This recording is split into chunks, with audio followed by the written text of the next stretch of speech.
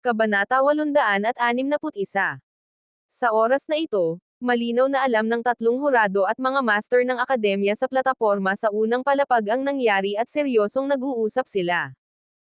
Hindi lang sila, kundi pati na rin ang siyam na emperador at iba pang mga hari ay malinaw na nag-uusap o nag-iisip tungkol sa isa't isa.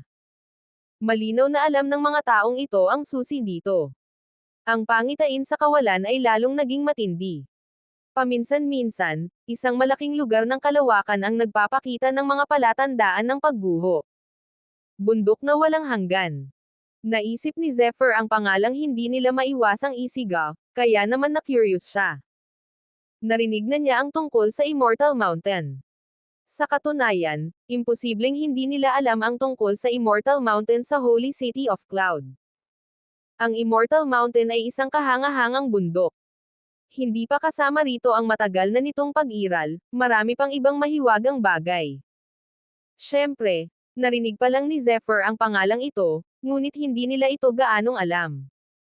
Sa unang plataporma, lalong naging seryoso ang mukha ng Earth Devil Mansion Master. Hindi ko inaasahan na ganito kaga ang paglitaw nito sa ganitong oras. Nakakamangha. Normal lang na lumitaw ang fenomenong ito noong nakaraan. Dumating ito ayon sa schedule pagkatapos ng kompetisyon. Paano ito nangyari ng ganito kabilis sa pagkakataong ito? Habang tinitingnan ang kakaibang penomena sa Void, sabi ng Mansion Master. Tama, kumpara noong nakaraan, mas marami pang kakaibang pangyayari ngayon, at may mahinang aura na nagpapabilis ng tibok ng puso ko. Sa pagkakataong ito, hindi simple ang pambihirang pagbabago sa Immortal Mountain. Bahagyang humigpit ang magandang mukha ng Van High Palace Master, at ang kanyang magagandang mata ay puno ng kaseryosohan at kaseryosohan. Oo, hindi tayo maaaring maging pabaya.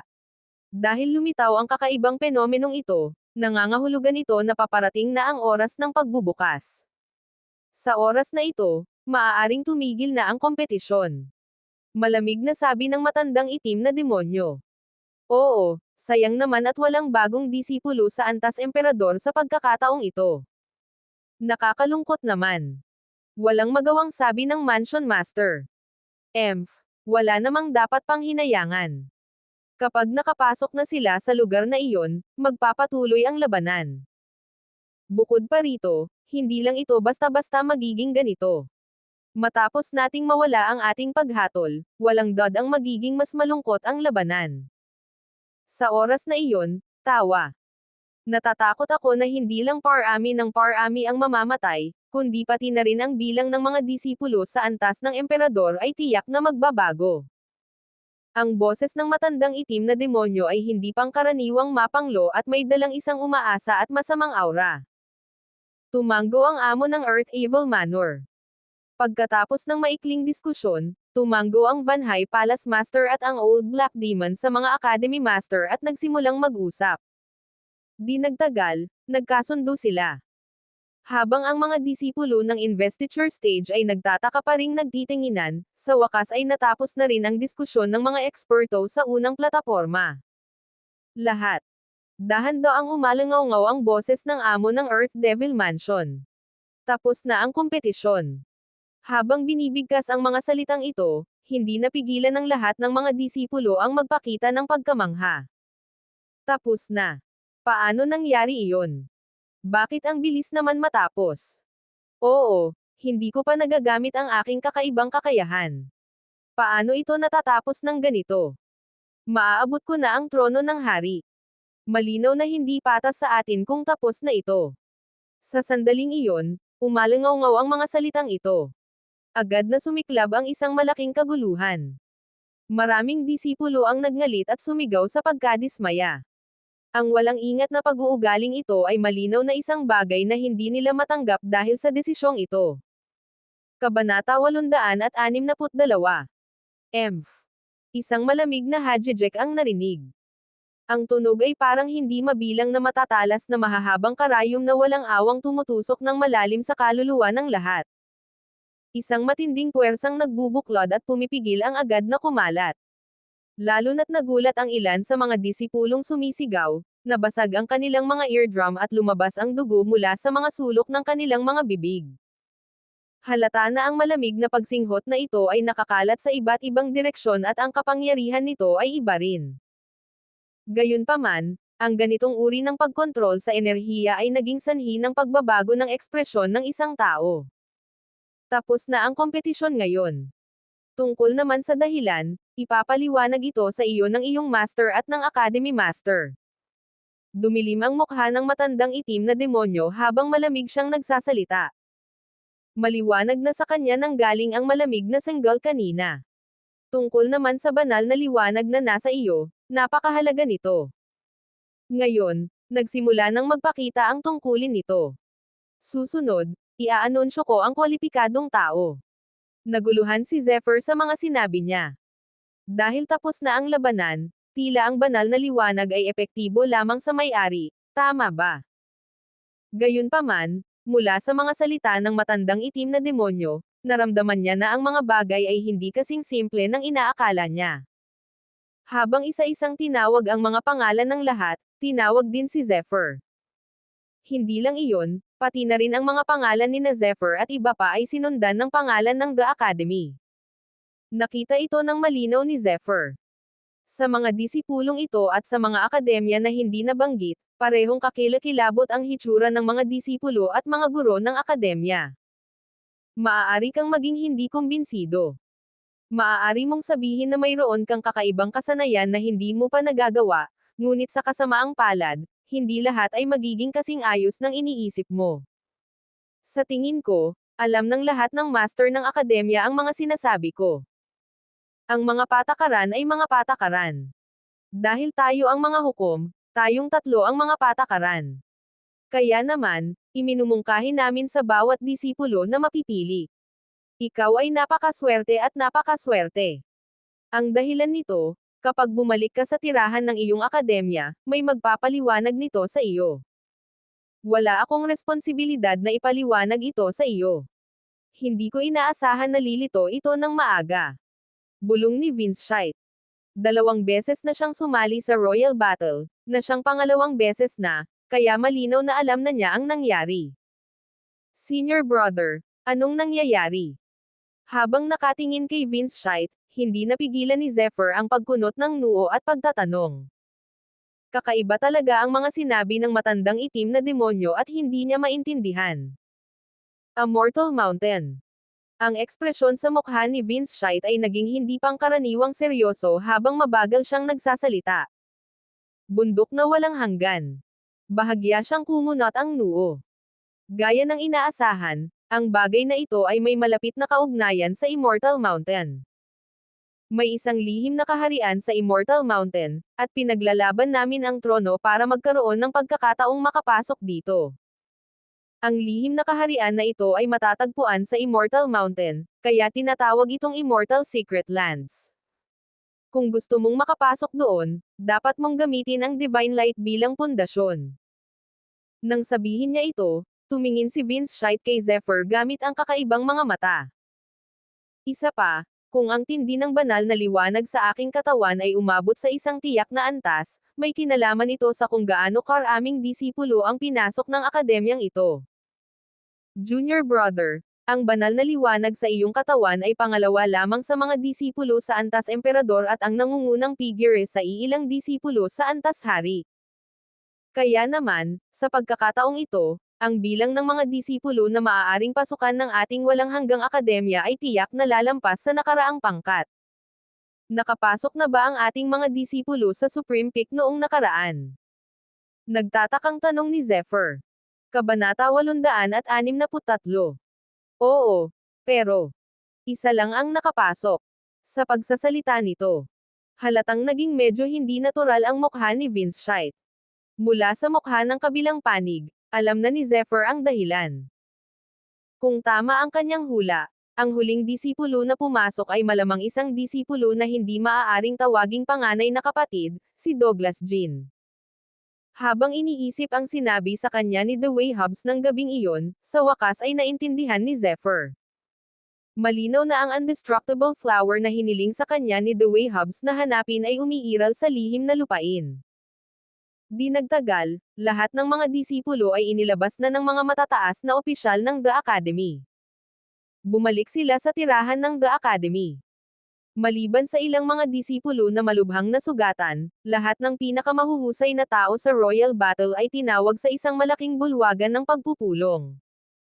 Sa oras na ito, ang kapaligiran sa conference hall ay napakasolemn. Nakaupo roon ang bawat pangunahing elder ng mga nasa tuktok ng bundok na may seryosong mukha. Malinaw na napakahalaga ng lihim na lupain. Nadama pa nga ni Zephyr na may kaugnayan ito sa kapangyarihan ng buong akademya. Sa bulwagan.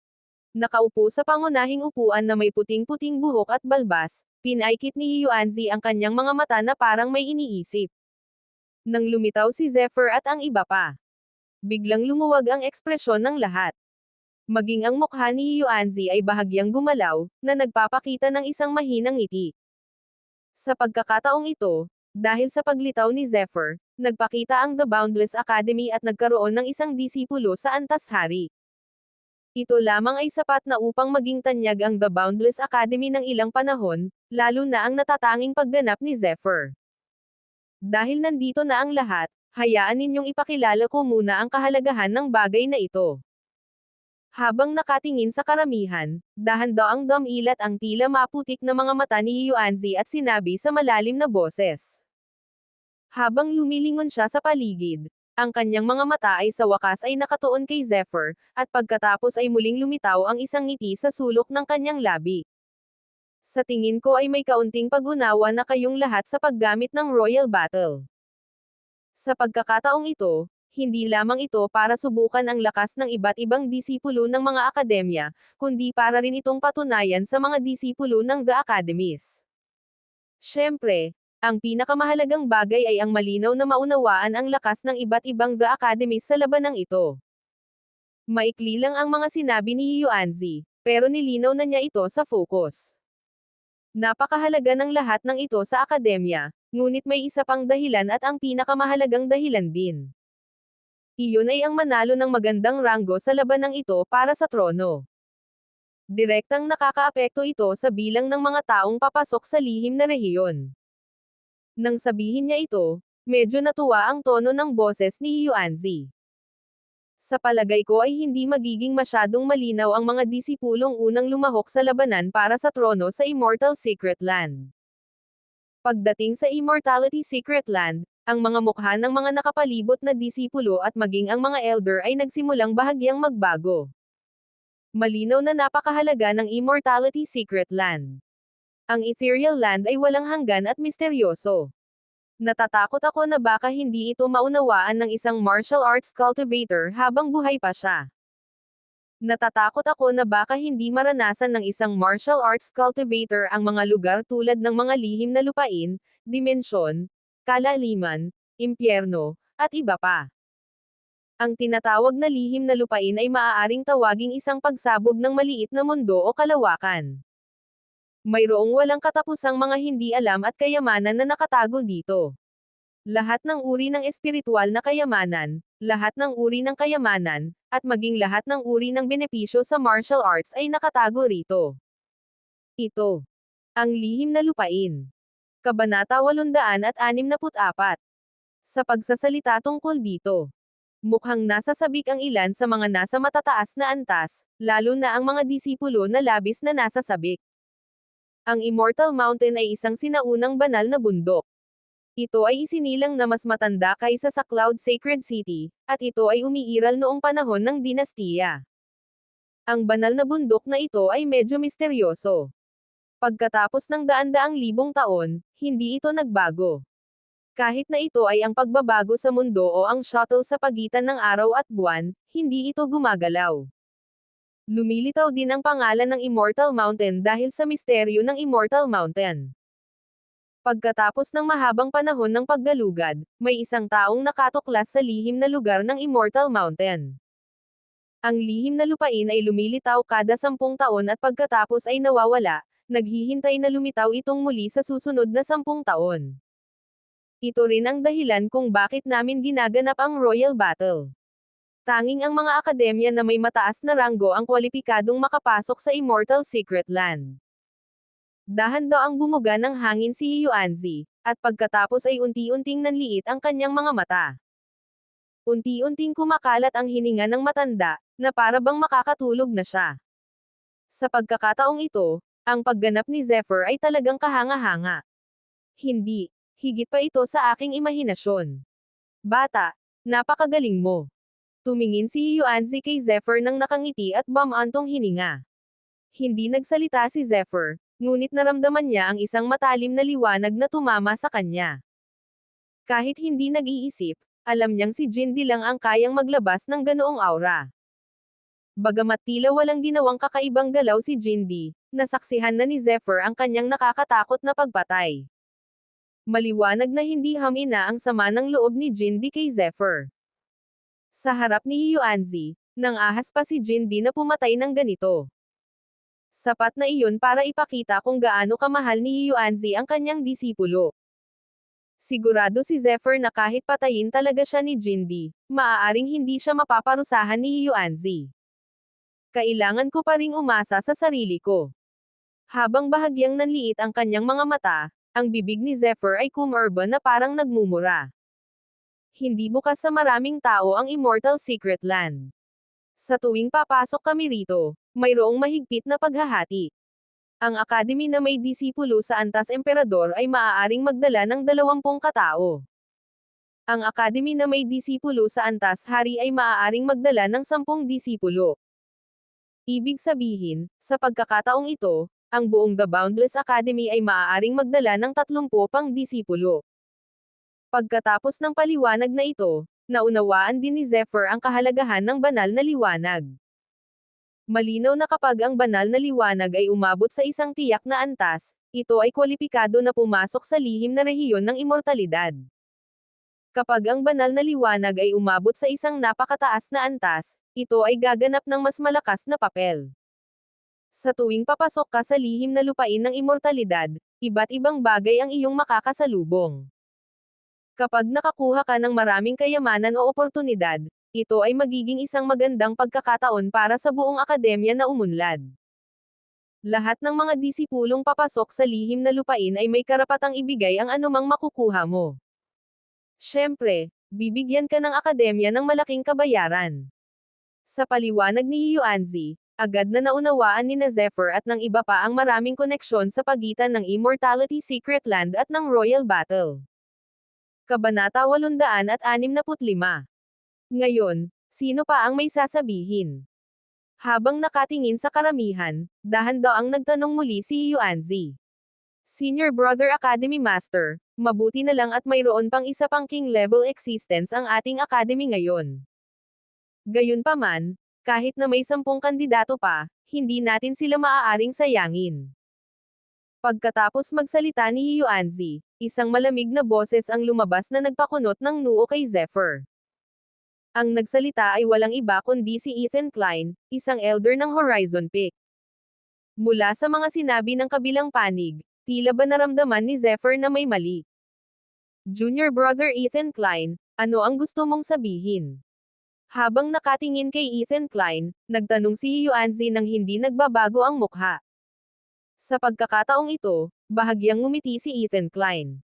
Halatang makikita sa kanyang dating pambabaing mukha ang pagmamalaki ni Alain. Si Zephyr ng Supreme Peak ay naging isang disipulo sa antas ng hari sa pagkakataong ito. Ang kanyang mga kontribusyon ay natural na nasaksihan ng lahat. Gayunpaman, naniniwala ako na naiintindihan din ng lahat ng mga elder ang lakas ng Supreme Peak, tama ba? Karamihan sa mga disipulo sa kanila ay hindi maituturing na mga eksperto sa The Boundless Academy. Ito ay 10 pwesto, na kumakatawan sa 10 oportunidad. Kung susunggaban natin ang pagkakataong ito, naniniwala ako na ang ating akademya ay makakakuha ng higit pa. Mukhang matuwid at walang pag-iimbot si Ethan Klein, ngunit ang kanyang mga salita ay labis na nagpahiya sa mga disipulo ng Supreme Peak. Maging si Dewey Hubs ay hindi napigil ang mapasinghap sa oras na ito. Tama iyan, sa tingin ko tama ang mga sinabi ni Ethan Klein. Kung ang 10 pagkakataong ito ay gagamitin ng maayos, magbubunga ito ng hindi maisip na epekto. Sumang-ayon si Keith Owen ng Featherpeak sa oras na ito. Bahagyang gumalaw ang kahoy na mukha ni Maxim Callahan. Ganito ang ugali niya kapag galit siya. Walang hiya, napakawalandiya. Oo, napakawalandiya niya. Namula ang mga mukha ni na Vince Scheidt at ng iba pa sa Supreme Peak. Sana ay sumugod na lang sila at pag-alitan sina Ethan Klein at Keith Owen. Kung isusuko nila ang 10 lugar para makapasok sa Immortality Secret Land, kaunti lang ang mapapala ng kanilang Supreme Peak. Sa madaling salita, wala itong kinalaman sa pagiging isang king-level disciple ni Zephyr. Ethan Klein, ayon sa sinabi mo, paano natin dapat ipamahagi ang 10 lugar na ito? Sa isang banda, si Lucia, ang Peak Master ng Oriental Peak, ay nakasimangot at sinabing may bahid ng paghamak sa kanyang magandang mukha. Napakasimple lang. Walang dodang ang Pride Peak ng Master ng Senior Brother Academy ang pinakamalakas. Gayunpaman, ang Pride Peak ay may disipulo sa antas ng emperador, si Jindy. Kaya, may karapatan siyang maglaan ng 20 pwesto. Para naman sa 10 pwesto ni Zephyr, mas mabuting paghiwalayin ang mga ito para mapili natin ang pinakamakapangyarihang mga disipulo. Sa ganitong paraan, mas mabuti. Napakamatuwid ng mga salita ni Ethan Klein, na parabang ang lalaking ito ay kasing banal ng isang Diyos, na parabang wala siyang kahit anong pagkamakasarili. Haha. Sa pagkakataong ito, si Zephyr ng Supreme Peak ang pinakadakilang bayani. Kaya, hindi ako makapagdesisyon tungkol dito. Habang nagsasalita siya, tumingin si Yuanzi kay Zephyr. Sang-ayon ako sa mga sinabi ng dalawang pangunahing taluktok, ang Horizon Peak at Feather Peak. Bahagyang ngumiti si Zephyr. Gayunpaman, nang magsasalita na sana ang mga disipulo ng Supreme Peak, biglang binago ni Zephyr ang usapan. Pero, sayang naman at pinipilit ko pa ring ibigay ang mga lugar na ito sa mga senior brothers ng Supreme Peak ko. Magaan ang boses ni Zephyr, ngunit habang binibigkas niya ang kanyang mga salita, naging lubhang malamig ang mukha ni Ethan Klein. Zephyr, kailangan mong mag-isip ng malinaw. Napakahalaga ng bagay na ito. Kung may kahit kaunting pagkaantala, hindi mo kayang bayaran ang responsibilidad. Tama iyan, Zephyr. Kapag lumahok na ang mga makapangyarihang disipulo sa 10 lugar na ito, malamang na ang ating Boundless Academy ang makakakuha ng pinakamalaking benepisyo. Hindi mo maaaring hayaang mawala sa ating The Boundless Academy ang isang magandang pagkakataon dahil lamang sa sarili mong mga personal na interes. Sakto lang ang dating ng boses ni Keith Owen. Malinaw na tumaya sila sa focus at gusto nilang isuko ni Zephyr ang 10 pwestong ito. Oh! Makasarili. Ngumisi si Zephyr. Sa Royal Battle, para maging disipulo ng Antas Hari, unti-unti kong nalampasan ang isang suntok. Walang makakatulong sa akin sa panganib at trahedya. Ang pagkakataong nakuha ko para sa aking pangunahing tugatog ay nakuha ko mismo. Ngayon, hiniling sa akin na isuko ito. Kung hindi ko ito isuko, maaakusahan akong makasarili. Dalawang matatanda, gusto ko lang itanong. Bakit?